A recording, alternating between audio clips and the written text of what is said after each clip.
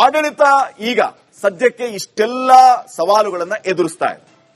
ಇದನ್ನ ಹೇಗೆ ನಿಭಾಯಿಸ್ತಾರೆ? ಆರಂಭದಲ್ಲಿ ಏನಕ್ಕೆ ಹೇಳಿದ್ವಿ ನಾವು? ಚಕ್ರವ್ಯೂಹ ಅಂತ. ಈ ಎಲ್ಲಾ ಪ್ರಶ್ನೆಗಳಿಗೆ ಚಕ್ರವ್ಯೂಹ ಆಗುತ್ತೆ. ಇನ್ನ ವಿಪಕ್ಷಗಳು ಹಲವು ಅಸ್ತ್ರಗಳನ್ನ ತಮ್ಮಲ್ಲಿ ಇಟ್ಕೊಂಡು ಕೂತಿದ್ದಾರೆ. ಅದರಲ್ಲಿ ಮುಖ್ಯವಾಗಿ ಸಚಿವ ನಾಗೇಂದ್ರ ಅವರು ಹಲವು ಆರೋಪಗಳನ್ನ ಎದುರಿಸ್ತಾ ಇದ್ರು ಕೂಡ ಅವ್ರನ್ನ ಕರ್ಕೊಂಡು ಒಂದು ಮಂತ್ರಿ ಮಾಡಿದ್ರಿ. ಮಂತ್ರಿ ಆದ್ಮೇಲೆ ಅವರು ಮಾಡಿದಂತ ಫಸ್ಟ್ ಕೆಲಸ ಏನು?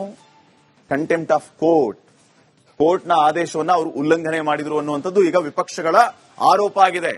ರಾಜ್ಯವನ್ನ ಬಿಟ್ಟು ಹೋಗುವಂತಿಲ್ಲ ಅಂತ ಇತ್ತು ಷರತ್ತು. ಆದ್ರೆ ಅವರು ಮಾಡಿದ್ದೇನು? ದೆಹಲಿಗೆ ಹೋದ್ರು.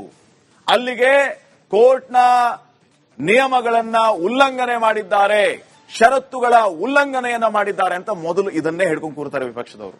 ಇದರ ಜೊತೆಗೆ ರಾಜ್ಯದಲ್ಲಿ ಬರಗಾಲದ ಪರಿಸ್ಥಿತಿ ಇದೆ, ಮಳೆ ಸರಿಯಾಗಿ ಆಗಿಲ್ಲ, ಮಳೆಯ ಕೊರತೆ, ಈ ರೀತಿಯ ಸಮಸ್ಯೆಗಳಿರೋದ್ರಿಂದ ಇದನ್ನ ಹೇಗೆ ನಿಭಾಯಿಸ್ತಾರೆ? ಇದು ಕೂಡ ಪ್ರಶ್ನೆ ವಿಪಕ್ಷದವರು ಕೇಳ್ತಾರೆ. ಇದಕ್ಕೆ ಡಿಕೆ ಶಿವಕುಮಾರ್ ಯಾವ ರೀತಿ ಉತ್ತರ ಕೊಡ್ತಾರೆ? ಯಾಕಂದ್ರೆ ಕೃಷಿ ಸಚಿವರಿಲ್ಲ, ಹೀಗಾಗಿ ಅವರೇ ಉತ್ತರ ಕೊಡಬೇಕಾಗತ್ತೆ.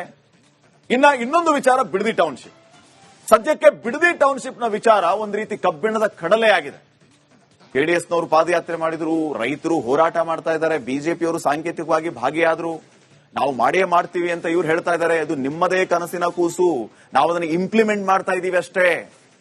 ಟೌನ್ಶಿಪ್ ಪ್ರಾಜೆಕ್ಟ್ ಯಾರ್ದಾಗಿತ್ತು, ನಾವು ಅದನ್ನು ಇಂಪ್ಲಿಮೆಂಟ್ ಮಾಡ್ತಾ ಇದ್ದೀವಿ ಅಂತ ಡಿಕೆ ಶಿವಕುಮಾರ್ ಅವರು ಹೇಳ್ತಾ ಇದ್ದಾರೆ. ಪರ್ಟಿಕ್ಯುಲರ್ ಆಗಿ ಖಾತೆ ಹಂಚಿಕೆ ಆಗಿಲ್ಲ, ಆದ್ದರಿಂದ ಆನ್ಸರ್ ಕೊಡೋರು ಯಾರು? ಡಿಕೆ ಶಿವಕುಮಾರ್. ಇದನ್ನು ಹೆಂಗ್ ನಿಭಾಯಿಸ್ತಾರೆ ಅನ್ನುವಂತಹ ಪ್ರಶ್ನೆ ಇದೆ. ಇದರ ಜೊತೆಗೆ ಇನ್ನೂ ಹಲವು ರೀತಿಯ ಸವಾಲುಗಳನ್ನು ಎದುರಿಸಬೇಕಾಗತ್ತೆ ಡಿಕೆ ಶಿವಕುಮಾರ್ ಅವರು. ಬಹಳ ಮುಖ್ಯವಾದಂತಹ ವಿಚಾರ ಏನಂತಂದ್ರೆ ಶಾಸಕರ ಅನುದಾನ. ಶಾಸಕರ ಕ್ಷೇತ್ರಗಳಿಗೆ ಅನುದಾನವನ್ನ ಕೊಡಬೇಕಾಗಿದೆ. ಆರ್ಥಿಕ ಹೊರೆ, ರಾಜ್ಯದಲ್ಲಿ ಪರಿಸ್ಥಿತಿ ಸರಿ ಇಲ್ಲ, ಈಗಾಗಲೇ ಶಾಸಕರು ಅನುದಾನ ಸಿಗ್ತಾ ಇಲ್ಲ ಅಂತ ಅಸಮಾಧಾನವನ್ನ ವ್ಯಕ್ತಪಡಿಸ್ತಾ ಇದ್ದಾರೆ. ಇದನ್ನೂ ಕೂಡ ಅವರು ಎದುರಿಸಬೇಕಾಗತ್ತೆ. ಇದರ ಜೊತೆಗೆ ಗ್ಯಾರಂಟಿಗಳ ಪರಿಷ್ಕರಣೆ ಮತ್ತು SIR ಪರಿಷ್ಕರಣೆ. ಗ್ಯಾರಂಟಿಗೆ ಫಿಲ್ಟರ್ ಮಾಡಿದ್ರಿ, ಚುನಾವಣೆಯ ಸಂದರ್ಭದಲ್ಲಿ ಎಲ್ಲರಿಗೂ ಫ್ರೀ ಅಂತ ಹೇಳಿದ್ರಿ. ಆದರೆ ಬರ್ತಾ ಬರ್ತಾ ನಿಮ್ಮ ಮಾನದಂಡಗಳು ಬದಲಾಗ್ತಾ ಹೋಯಿತು.